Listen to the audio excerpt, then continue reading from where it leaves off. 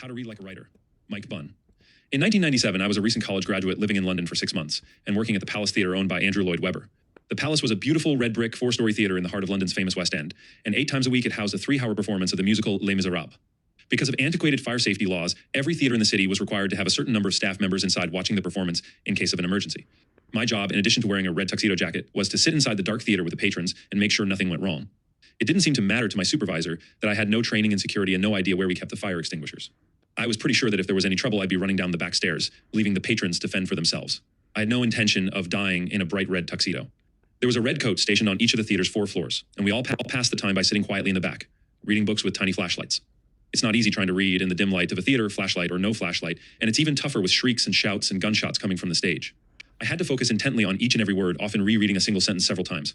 Sometimes I got distracted and had to reread entire paragraphs. As I struggled to read in this environment, I began to realize that the way I was reading, one word at a time, was exactly the same way that the author had written the text. I realized writing is a word-by-word, sentence-by-sentence process. The intense concentration required to read in the theater helped me recognize some of the interesting ways that authors string words into phrases into paragraphs into entire books. I came to realize that all writing consists of a series of choices. I was an English major in college, but I don't think I ever thought much about reading. I read all the time. I read for my classes and on the computer and sometimes for fun, but I never really thought about the important connections between reading and writing, and how reading in a particular way could also make me a better writer. What does it mean to read like a writer?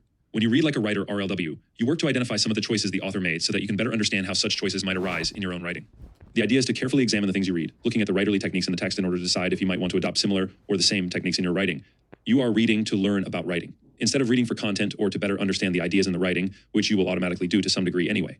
You are trying to understand how the piece of writing was put together by the author and what you can learn about writing by reading a particular text. As you read in this way, you think about how the choices the author made and the techniques that she used are influencing your own responses as a reader. What is it about the way this text is written that makes you feel and respond the way you do? The goal as you read like a writer is to locate what you believe are the most important writerly choices represented in the text. Choices as large as the overall structure or as small as a single word used only once. To consider the effect of those choices on potential readers, including yourself. Then you can go one step further and imagine what different choices the author might have made instead, and what effect those different choices would have on readers. How to Read Like a Writer, 73. Say you're reading an essay in class that begins with a short quote from President Barack Obama about the war in Iraq. As a writer, what do you think of this technique? Do you think it is effective to begin the essay with a quote? What if the essay began with a quote from someone else? What if it was a much longer quote from President Obama, or a quote from the president about something other than the war? And here is where we get to the most important part. Would you want to try this technique in your own writing? Would you want to start your own essay with a quote? Do you think it would be effective to begin your essay with a quote from President Obama? What about a quote from someone else? You could make yourself a list. What are the advantages and disadvantages of starting with a quote? What about the advantages and disadvantages of starting with a quote from the president? How would other readers respond to this technique? Would certain readers, say Democrats or liberals, appreciate an essay that started with a quote from President Obama better than other readers, say Republicans or conservatives? What would be the advantages and disadvantages of starting with a quote from a less divisive person? What about starting with a quote from someone more divisive? The goal is to carefully consider the choices the author made and the techniques that he or she used, and then decide whether you want to make those same choices or use those same techniques in your own writing. Author and professor Wendy Bishop explains how her reading process changed when she began to read like a writer. It wasn't until I claimed the sentence as my area of desire, interest, and expertise, until I wanted to be a writer writing better, that I had to look underneath my initial readings. I started asking, how? How did the writer get me to feel? How did the writer say something so that it remains in my memory when many other things too easily fall out? How did the writer communicate her intentions about genre, about irony? 119th. Bishop moved from simply reporting her personal reactions to the things she read to attempting to uncover how the author led her and other readers to have those reactions. This effort to uncover how authors build texts is what makes reading like a writer so useful for student writers. How is RLW different from normal reading? Most of the time, we read for information. We read a recipe to learn how to bake lasagna. We read the sports page to see if our school won the game, Facebook to see who has commented on our status update, a history book to learn about the Vietnam War, and the syllabus to see when the next writing assignment is due. Reading like a writer asks for something very different. In 1940, a famous poet and critic named Alan Tate discussed 2 different ways of reading. There are many ways to read, but generally speaking, there are 2 ways. They correspond to the 2 ways in which we may be interested in a piece of architecture. If the building has Corinthian columns, we can trace the origin and development of Corinthian columns. We are interested as historians. But if we are interested as architects, we may or may not know about the history of the Corinthian style. We must, however, know all about the construction of the building, down to the last nail or peg in the beams. We have got to know this if we are going to put up buildings ourselves. 506. While I don't know anything about Corinthian columns, and doubt that I will ever want to know anything about Corinthian columns. Alan Tate's metaphor of reading as if you were an architect is a great way to think about RLW. When you read like a writer, you're trying to figure out how the text you're reading was constructed so that you learn how to build one for yourself.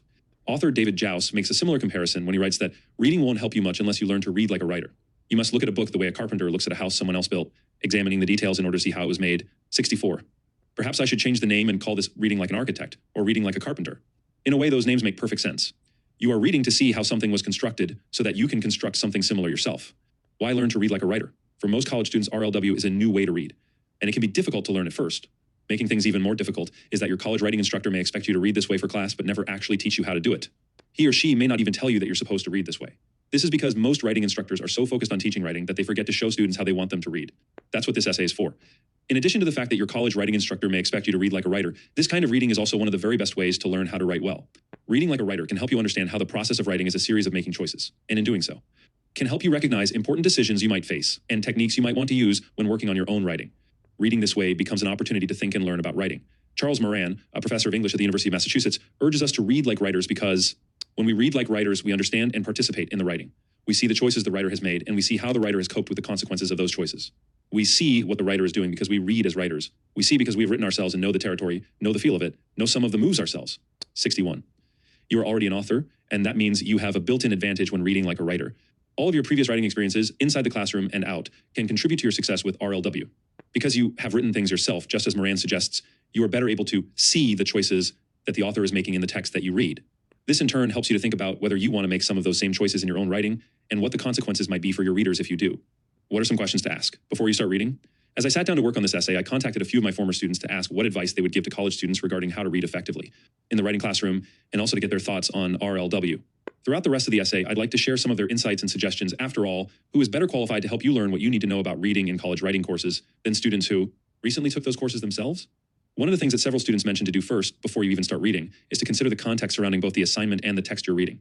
As one former student, Allison, states, "The reading I did in college asked me to go above and beyond, not only in breadth of subject matter, but in depth, with regards to informed analysis and background information on context." Allison was asked to think about some of the factors that went into the creation of the text, as well as some of the factors influencing her own experience of reading. Taken together, these constitute the context of reading. Another former student, Jamie, suggests that students learn about the historical context of the writings they will read for class. Writing professor Richard Straub puts it this way: you're not going to just read a text. You're going to read a text within a certain context, a set of circumstances. It's one kind of writing or another, designed for one audience and purpose or another. 138. Among the contextual factors you'll want to consider before you even start reading are: do you know the author's purpose for this piece of writing? Do you know who the intended audience is for this piece of writing? It may be that you need to start reading before you can answer these first two questions, but it's worth trying to answer them before you start. For example, if you know at the outset that the author is trying to reach a very specific group of readers, then his or her writerly techniques may seem more or less effective than if she was trying to reach a more general audience. Similarly, returning to our earlier example of beginning an essay with a quote from President Obama about the war in Iraq, if you know that the author's purpose is to address some of the dangers and drawbacks of warfare, this may be a very effective opening. If the purpose is to encourage Americans to wear sunscreen while at the beach, this opening makes no sense at all. One former student, Lola, explained that most of her reading assignments in college writing classes were designed to provoke analysis and criticisms into the style, structure, and purpose of the writing itself. In what genre is this written? Another important thing to consider before reading is the genre of the text. Genre means a few different things in college English classes, but it's most often used to indicate the type of writing: a poem, a newspaper article, an essay, a short story, a novel, a legal brief, an instruction manual, etc. Because the conventions for each genre can be very different. Whoever heard of a 900-page newspaper article? Techniques that are effective for one genre may not work well in another. Many readers expect poems and pop songs to rhyme, for example, but might react negatively to a legal brief or instruction manual that did so. Another former student, Mike, comments on how important the genre of the text can be for reading. I think a lot of the way I read, of course, depends on the type of text I'm reading. If I'm reading philosophy, I always look for signaling words, however, therefore, furthermore, despite indicating the direction of the argument. When I read fiction or creative nonfiction, I look for how the author inserts dialogue or character sketches within narration or environmental observation. After reading To the Lighthouse Sick last semester, I have noticed how much more attentive I've become to the types of narration: omniscient, impersonal, psychological, realistic, etc., and how these different approaches are utilized to achieve an author's overall effect. Although Mike specifically mentions what he looked for while reading a published novel, one of the great things about RLW is that it can be used equally well with either published or student-produced writing. Is this a published or a student-produced piece of writing? As you read both kinds of texts, you can locate the choices the author made and imagine the different decisions that he/she might have made. While it might seem a little weird at first to imagine how published texts could be written differently, after all, they were good enough to be published. Remember that all writing can be improved. Scholar Nancy Walker believes that it's important for students to read published work using RLW because the work ceases to be a mere artifact, a stone tablet, and becomes instead a living utterance with immediacy and texture. It could have been better or worse than it is had the author made different choices. 36. As Walker suggests, it's worth thinking about how the published text would be different, maybe even better. If the author had made different choices in the writing because you may be faced with similar choices in your own work, is this the kind of writing you will be assigned to write yourself? Knowing ahead of time what kind of writing assignments you will be asked to complete can really help you to read like a writer. It's probably impossible and definitely too time-consuming to identify all of the choices the author made and all techniques an author used, so it's important to prioritize while reading. Knowing what you'll be writing yourself can help you prioritize. It may be the case that your instructor has assigned the text you're reading to serve as model for the kind of writing you'll be doing later. Jesse, a former student, writes, "In college writing classes, we knew we were reading for a purpose, to influence or inspire our own work. The reading that I have done in college writing courses has always been really specific to a certain type of writing, and it allows me to focus and experiment on that specific style in depth and without distraction.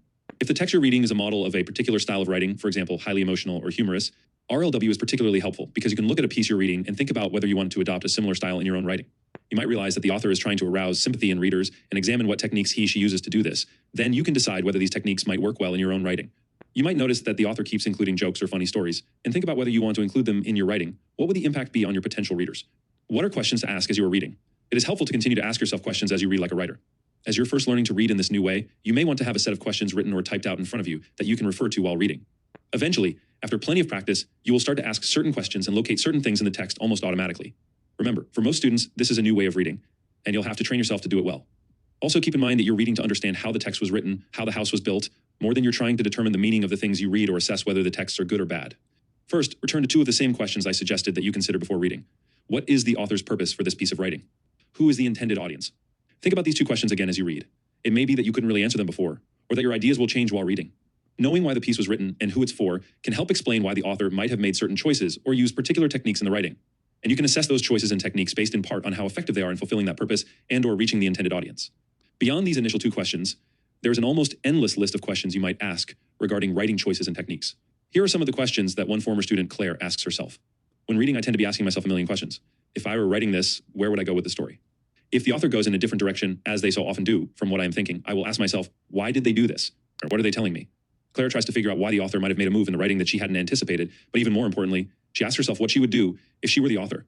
Reading the text becomes an opportunity for Claire to think about her own role as an author. Here are some additional examples of the kinds of questions you might ask yourself as you read. How effective is the language the author uses? Is it too formal, too informal, perfectly appropriate? Depending on the subject matter and the intended audience, it may make sense to be more or less formal in terms of language. As you begin reading, you can ask yourself whether the word choice and tone, language of the writing seem appropriate. What kinds of evidence does the author use to support his/her claims? Does she use statistics, quotes from famous people, personal anecdotes, or personal stories?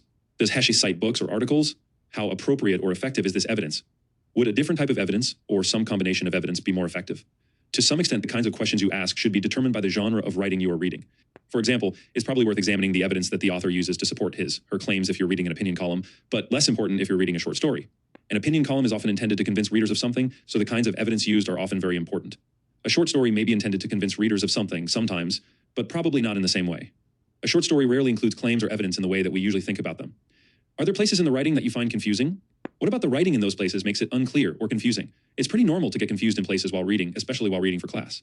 So it can be helpful to look closely at the writing to try and get a sense of exactly what tripped you up. This way you can learn to avoid those same problems in your own writing. How does the author move from one idea to another in the writing? Are the transitions between the ideas effective? How else might she have transitioned between ideas instead? Notice that in these questions, I am encouraging you to question whether aspects of the writing are appropriate and effective, in addition to deciding whether you liked or disliked them. You want to imagine how other readers might respond to the writing and the techniques you've identified.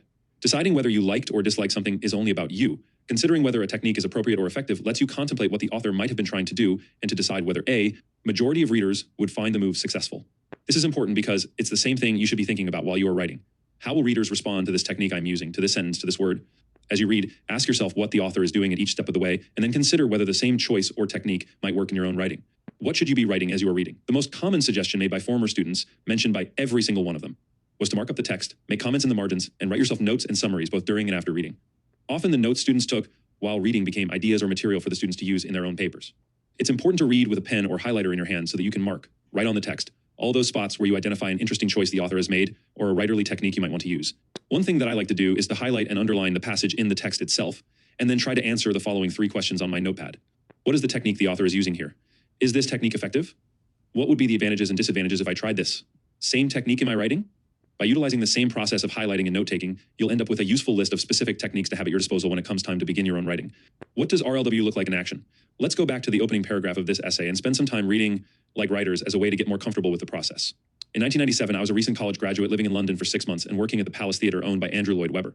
The Palace was a beautiful red brick 4-story theatre in the heart of London's famous West End, and 8 times a week, it housed a 3-hour performance of the musical Les Miserables. Because of antiquated fire safety laws, every theater in the city was required to have a certain number of staff members inside watching the performance in case of an emergency. Let's begin with those questions I encourage you to try to answer before you start reading. I realize we're cheating a little bit in this case since you've already read most of this essay, but this is just practice. When doing this on your own, you should attempt to answer these questions before reading, and then return to them as you read to further develop your answers. Do you know the author's purpose for this piece of writing? I hope the purpose is clear by now. If it isn't, I'm doing a pretty lousy job of explaining how and why you might read like a writer. Do you know who the intended audience is? Again, I hope that you know this one by now. What about the genre? Is this an essay? An article? What would you call it? You know that it's published and not student writing. How does this influence your expectations for what you will read? Are you going to be asked to write something like this yourself? Probably not in your college writing class, but you can still use RLW to learn about writerly techniques that you might want to use in whatever you do end up writing, or how to read like a writer 83. Now ask yourself questions as you read. In 1997, I was a recent college graduate living in London for 6 months and working at the Palace Theatre owned by Andrew Lloyd Webber. The Palace was a beautiful red brick, 4-story theatre in the heart of London's famous West End, and 8 times a week it housed a 3-hour performance of the musical Les Miserables. Because of antiquated fire safety laws, every theater in the city was required to have a certain number of staff members inside watching the performance in case of an emergency. Since this paragraph is the very first one, it makes sense to think about how it introduces readers to the essay. What techniques does the author use to begin the text? This is a personal story about his time working in London. What else do you notice as you read over this passage? Is the passage vague or specific about where he worked? You know that the author worked in a famous part of London in a beautiful theater owned by a well-known composer. Are these details important? How different would this opening be if instead I had written? In 1997, I was living in London and working at a theater that showed Les Miserables. This is certainly shorter, and some of you may prefer this version. It's quick, to the point. But what, if anything, is lost by eliminating so much of the detail? I chose to include each of the details that the revised sentence omits, so it's worth considering why. Why did I mention where the theater was located? Why did I explain that I was living in London right after finishing college? Does it matter that it was after college? What effect might I have hoped the inclusion of these details would have on readers? Is this reference to college an attempt to connect with my audience of college students? Am I trying to establish my credibility as an author by announcing that I went to college? Why might I want the readers to know that this was a theater owned by Andrew Lloyd Webber? Do you think I'm just trying to mention a famous name that readers will recognize? Will Andrew Lloyd Webber figure prominently in the rest of the essay? These are all reasonable questions to ask. They are not necessarily the right questions to ask because there are no right questions. They certainly aren't the only questions you could ask either. The goal is to train yourself to formulate questions as you read based on whatever you notice in the text. Your own reactions to what you're reading will help determine the kinds of questions to ask. Now take a broader perspective. I begin this essay, an essay about reading, by talking about my job in a theater in London. Why? Doesn't this seem like an odd way to begin an essay about reading? If you read on a little further, feel free to scan back up at the top of this essay. You learn in the third full paragraph what the connection is between working in the theater and reading like a writer. But why include this information at all? What does this story add to the essay? Is it worth the space it takes up? Think about what effect presenting this personal information might have on readers. Does it make it feel like a real person, some ordinary guy, is talking to you? Does it draw you into the essay and make you want to keep reading? What about the language I use? Is it formal or more informal? This is a time when you can really narrow your focus and look at particular words. Because of antiquated fire safety laws, every theater in the city was required to have a certain number of staff members inside watching the performance in case of an emergency. What is the effect of using the word antiquated to describe the fire safety laws? It certainly projects a negative impression. If the laws are described as antiquated, it means I view them as old-fashioned or obsolete.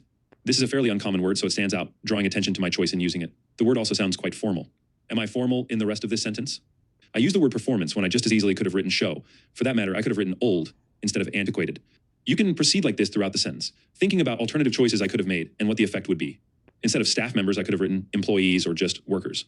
Notice the difference if the sentence had been written. Because of old fire safety laws, every theater in the city was required to have a certain number of workers inside watching the show in case of an emergency. Which version is more likely to appeal to readers?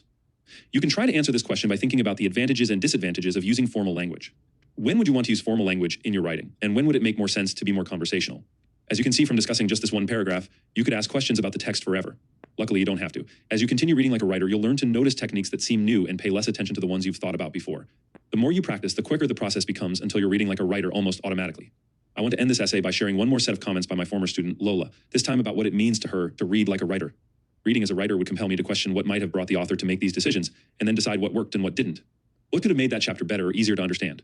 How can I make sure I include some of the good attributes of this writing style into my own? How can I take aspects that I feel the writer failed at and make sure not to make the same mistakes in my writing? Questioning why the author made certain decisions. Considering what techniques could have made the text better. Deciding how to include the best attributes of what you read in your own writing. This is what reading like a writer is all about. Are you ready to start reading? Discussion. 1. How is reading like a writer similar to and or different from the ways you read for other classes? 2. What kinds of choices do you make as a writer that readers might identify in your written work? 3. Is there anything you notice in this essay that you might like to try in your own writing? What is that technique or strategy? When do you plan to try using it? 4. What are some of the different ways that you can learn about the context of a text before you begin reading it? Works cited. Bishop, Wendy. Reading, Stealing, and Writing Like a Writer. Elements of Alternate Style, Essays on Writing and Revision. Ed. Wendy Bishop. Portsmouth, New Hampshire, Boynton Cook, 1997. Print, Jouse, David. Articles of Faith. Creative Writing in America, Theory and Pedagogy. Ed. Joseph Moxley. Urbana, Illinois, NCTE, 1989. Print, Moran Charles. Reading Like a Writer. Viva Tal, Signs 1 ed. J. James L. Collins, Portsmouth, New Hampshire, Boynton Cook, 1990 print. Straub Richard. Responding, really responding to other students. Writing. The subject is reading. Ed. Wendy Bishop. Portsmouth, New Hampshire, Boynton Cook, 2000 print. To Tate Allen. We read as writers. Princeton Alumni Weekly 40, March 8th. 1940, 505 to 506. Print. Walker Nancy. The student reader is writer. A Bulletin 106, 1993, 3537. Print.